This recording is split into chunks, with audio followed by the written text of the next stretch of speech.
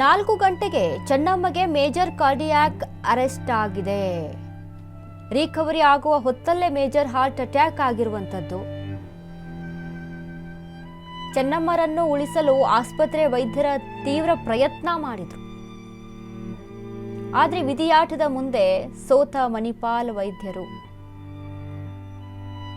4:50ಕ್ಕೆ ವಿಧಿವಶರಾದಂಥ ಚೆನ್ನಮ್ಮ ದೇವೇಗೌಡರು.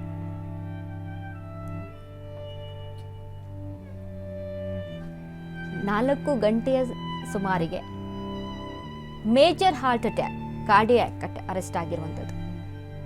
ಅಂದರೆ ಈಗ ಚಿಕಿತ್ಸೆಯನ್ನು ನೀಡಲಾಗ್ತಾ ಇದೆ, ಅಥವಾ ಅದರಿಂದ ಏನೋ ಭಯಭೀತರಾಗಿರೋದಾಗಿರ್ಬೋದು, ಅಥವಾ ಏನಾಗ್ಬಿಡುತ್ತೋ, ಹುಷಾರ್ ಆಗುತ್ತೋ ಇಲ್ವೋ, ಈ ರೀತಿಯಾಗಿ ಹೆಚ್ಚಾಗಿ ಯೋಚನೆ ಮಾಡ್ಕೊಂಡು ಆಗಿರ್ಬೋದು, ಅಥವಾ ಉಸಿರಾಟದ ಸಮಸ್ಯೆ ಅಂತ ಅಂದಾಗ ಹಾರ್ಟ್ಗೆ ಏನಾದರೂ ಯಾವುದೇ ರೀತಿಯಾಗಿ ಬ್ಲಡ್ ಸರ್ಕ್ಯುಲೇಷನ್ ಆಗದೆ ಆಗಿರುವಂಥ ಸಮಸ್ಯೆ ಆಗಿರ್ಬೋದು, ಬ್ಲಡ್ ಕೋಟಿಂಗ್ ಏನಾದರೂ ಆಗಿರುವಂಥದ್ದಾಗಿರ್ಬೋದು. ಹೀಗಾಗಿ ಸಡನ್ನಾಗಿ ಮೇಜರ್ ಹಾರ್ಟ್ ಅಟ್ಯಾಕ್. ನೋಡಿ, 85 ವರ್ಷದ ಆ ಇಡೀ ಜೀವ, ಹಿರಿಯ ಜೀವ, ಆ ಒಂದು ಜೀವಕ್ಕೆ ಈಗಾಗಲೇ ICUನಲ್ಲಿಟ್ಟು ಸಾಕಷ್ಟು ಟ್ರೀಟ್ಮೆಂಟ್ ಅಂತಾನು ನಡೆದಿರುತ್ತೆ. ಯಾಕಂದರೆ ಹಿರಿಯರು ಅಂತ ಅಂದಾಗ